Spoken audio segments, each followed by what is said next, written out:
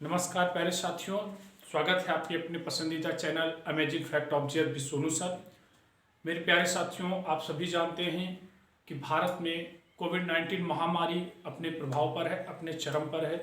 और जैसा कि आपने कल माननीय प्रधानमंत्री नरेंद्र मोदी जी का संबोधन भी सुना होगा और उसमें बताया गया कि ये लॉकडाउन की जो समय अवधि है इसको हम बढ़ाएंगे।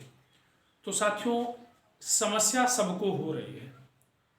उस समस्या में हमें अपने आप को सही ढंग से सुरक्षित और सही मायने में लगा के रखना है। यानी मैं बात कर रहा हूँ आपके अध्ययन क्षेत्र की, और इस अध्ययन क्षेत्र में ये आपका अध्यापक वर्ग आपके साथ खड़ा है। आज हम बायोलॉजी की श्रृंखला में उत्सर्जन तंत्र के विषय में अध्ययन करने वाले हैं। आपके मन में सबसे पहला क्वेश्चन यही आना चाहिए कि क्या उत्सर्जन तंत्र से संबंधित कोई क्वेश्चन आता है? जी हाँ, उत्सर्जन तंत्र से संबंधित क्वेश्चन आते हैं। तो क्या उत्सर्जन तंत्र को कई अंगों के साथ में जोड़कर पढ़ना चाहिए? जी हाँ, उत्सर्जन तंत्र से संबंधित जितने भी अंग हैं हमें उनको पढ़ना होगा। जैसे कई बार हमारे एग्जाम में क्वेश्चन पूछ लिया जाता है, पसीना कौन सी ग्रंथियां स्रावित करती हैं, या कभी कभी क्वेश्चन आ जाता है कि अश्रु ग्रंथ से क्या स्रावित होता है।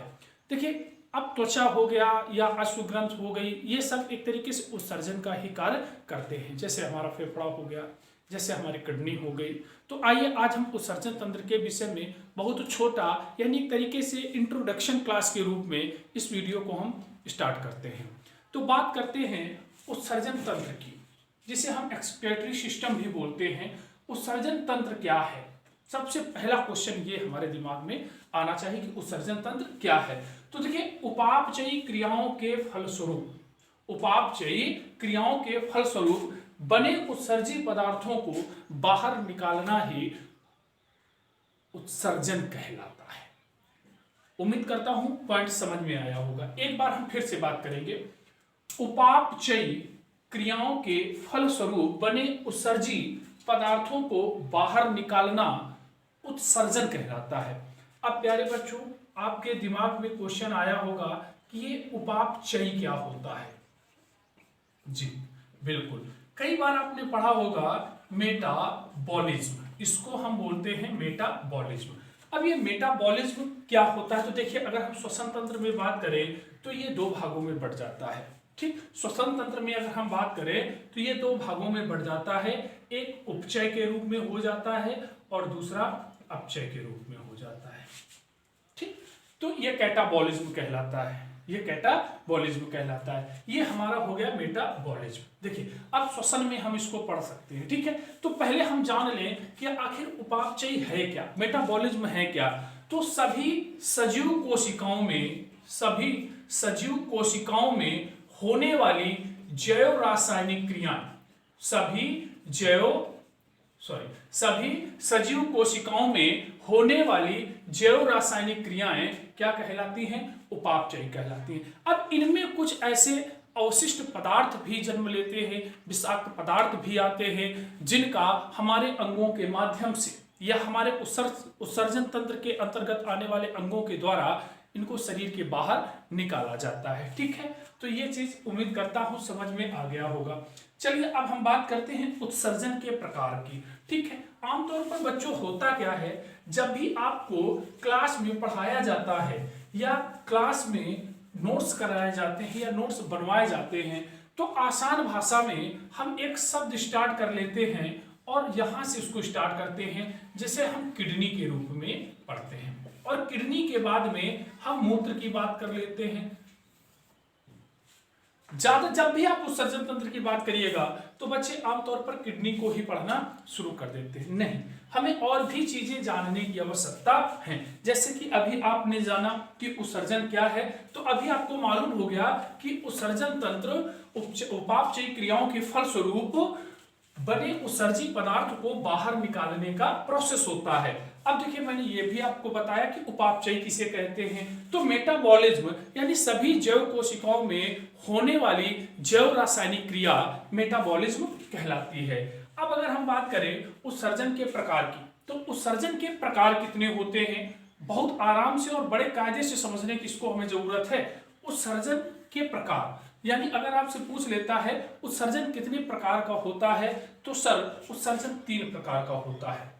पहला जो हमारा उत्सर्जन होता है इसे हम कहते हैं अमीनोटेरिक उत्सर्जन, इसे हम कहते हैं अमीनोटेरिक उत्सर्जन। अब देखिए यहां से क्वेश्चन हो सकता है, और ये क्वेश्चन आपको अगर मिल जाएगा तो बहुत कम ही बच्चे इसको सही कर पाएंगे, क्योंकि मैं ये नहीं कह सकता कि नहीं इसको कोई कर ही नहीं पाएगा।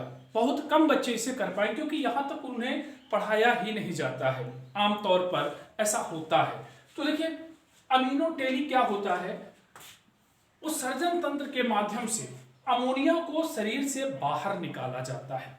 उत्सर्जन तंत्र के माध्यम से अमोनिया को शरीर से बाहर निकाला जाता है। अब एक तो ये पॉइंट हो गया, या कभी कभी आपसे क्वेश्चन कर सकता है कि उत्सर्जन तंत्र के कौन से प्रकार में, उत्सर्जन तंत्र के कौन से प्रकार में सर्वाधिक जल की आवश्यकता होती है। तो देखिए सर अमीनोटेरिक यानी अमोनिया को शरीर से बाहर निकाला जाता है और इस उत्सर्जन तंत्र में सर्वाधिक जल की आवश्यकता होती है। अब देखिए सर्वाधिक जल कहाँ हो सकता है, तो जाहिर सी बात है जो जल में प्राणी रह रहे हैं वो जलीय जीव इस प्रकार का उत्सर्जन करते हैं। अब देखिए अगर आपसे कभी पूछ लेता है मछली किस प्रकार के उत्सर्जन तंत्र के अंतर्गत आती है, तो अमीनोटेरिक के अंतर्गत आती है। ठीक है, आओ दूसरी बात करते हैं। दूसरे की बात हम लोग करेंगे यूरियोटेरिक। अब देखिए यूरियोटेरिक होता क्या है, यूरियोटेरिक होता क्या है, यानी इसमें क्या होता है कि यूरिया को शरीर से बाहर निकाला जाता है, यूरिया को शरीर से बाहर निकाला जाता है। ठीक है, अब हो सकता है क्वेश्चन कि ये किस प्रकार के वर्ग में आता है, तो याद रखिए एक होता है आपका उभयचर एम्फीबियन और दूसरा होता है स्तनधारी मैमेलिया जिसको बोलते हैं स्तनधारी। ठीक है, तो देखिए इस प्रकार के जीवों में, इस प्रकार के जीवों में यूरियोटेरिक पाया जाता है, उत्सर्जन तंत्र यूरियोटेरिक पाया जाता है। क्लियर हुआ? अब बात करते हैं यूरिकोटेरिक। तो उत्सर्जन का एक प्रकार है यूरिकोटेरिक। देखिए यूरिकोटेरिक क्या होता है, यूरिक अम्ल, यूरिक अम्ल का इसमें निर्माण होता है और उत्सर्जन में यूरिक अम्ल को निकाला जाता है। अब देखिए अगर हम बात करें तो ये सबसे कम जल लेता है, ये सबसे कम जल लेता है। बच्चों यहां से क्वेश्चन एसएससी एमटीएस में आया था एग्जाम में, निम्नलिखित में से पक्षियों में कौन सा अंग नहीं पाया जाता, तो याद रखिएगा पक्षियों में मूत्राशय नहीं पाया जाता। ठीक है, तो देखिए जो हमारा पक्षी वर्ग है और जो हमारा सरीसृप वर्ग है वो इसकी श्रेणी के अंतर्गत आता है। अब जैसे कबूतर को अगर हम देख लें यूरिकोटेरिक होगा, अगर हम घड़ियाल को देख लें यूरिकोटेरिक होगा, अगर हम मगरमच्छ को देख लें यूरिकोटेरिक होगा। तो इस तरीके से हम ये चीजें इनमें कवर कर सकते हैं। अच्छा, अब एक क्वेश्चन अपवाद के रूप में देखेंगे। अब देखिए मेढक के स्वरूप को जब हम कभी पढ़ते हैं, मेढक के स्वरूप को जब कभी हम पढ़ते हैं तो मेढक में तीनों उत्सर्जन पाए जाते हैं, यानी अमीनोटेरिक भी पाया जाता है, यूरिकोटेरिक भी पाया जाता है और हमारा जो यूरियोटेरिक है ये भी पाया जाता है, यानी तीनों प्रकार से ये पाया जाता है। अब देखिए कंडीशन क्या है, तो मैंने आपको पॉइंट बताया कि मेढक में तीनों प्रकार के उत्सर्जन तंत्र पाए जाते हैं। अब अगर हम बात करें नंबर 1 टैडपोल, ये आखिर टैडपोल है क्या, तो मेढक के जो लार्वा होता है उसको हम टैडपोल बोलते हैं और उस टैडपोल, ध्यान रखना, उस टैडपोल में अमीनोटेरिक उत्सर्जन पाया जाता है। एक पॉइंट हमारा ये कवर हो गया। अब हम दूसरे की बात करते हैं। कई बार क्वेश्चन पूछ लिया जाता है वयस्क मेढक में, वयस्क मेढक में कौन से प्रकार का उत्सर्जन तंत्र पाया जाता है, तो याद रखिएगा जो हमारा वयस्क मेढक होता है इसमें यूरियोटेरिक उत्सर्जन पाया जाता है। अब हम तीसरे की अगर हम बात करें, देखिए एक शब्द आता है एस्टिवेशन और एक शब्द आता है हाइबरनेशन। तो ये दो चीजें, दो शब्द जुड़ी हुए हैं आपस में, इनको हम मेढक से ही पढ़ेंगे। कैसे पढ़ेंगे, कई बार आप लोगों ने देखा होगा कि ग्रीष्म ऋतु में अक्सर मेढक छिप जाते हैं, या ग्रीष्म ऋतु के बाद जो बरसात का समय होता है, इस बरसात के दौरान बहुत सारे मेढक आपको दिखाई पड़ते हैं। वो जो ग्रीष्म ऋतु में प्रोसेस होता है उसको हम एस्टिवेशन, यानी जो सुसुप्त अवस्था होती है उसको एस्टिवेशन बोलते हैं, और जो शीत ऋतु की सुषुप्त अवस्था होती है इसे हम हाइबरनेशन के रूप में जानते हैं। तो इतना ये पॉइंट हमारा कवर हो जाएगा। तो यहाँ पर प्रोसेस आपसे पूछा गया है तो देख लीजिएगा, जब वो एस्टिवेशन में होते हैं या हाइबरनेशन में होते हैं तो यूरिकोटेलिक उत्सर्जन पाया जाता है। कई बार आपसे क्वेश्चन पूछा गया होगा कि मेढक श्वसन कौन से अंग से करता है, मेढक श्वसन कौन से अंग से करता है, तो आमतौर पर जो जवाब होता है वो त्वचा से होता है। किससे होता है? त्वचा से होता है। बहुत अच्छा।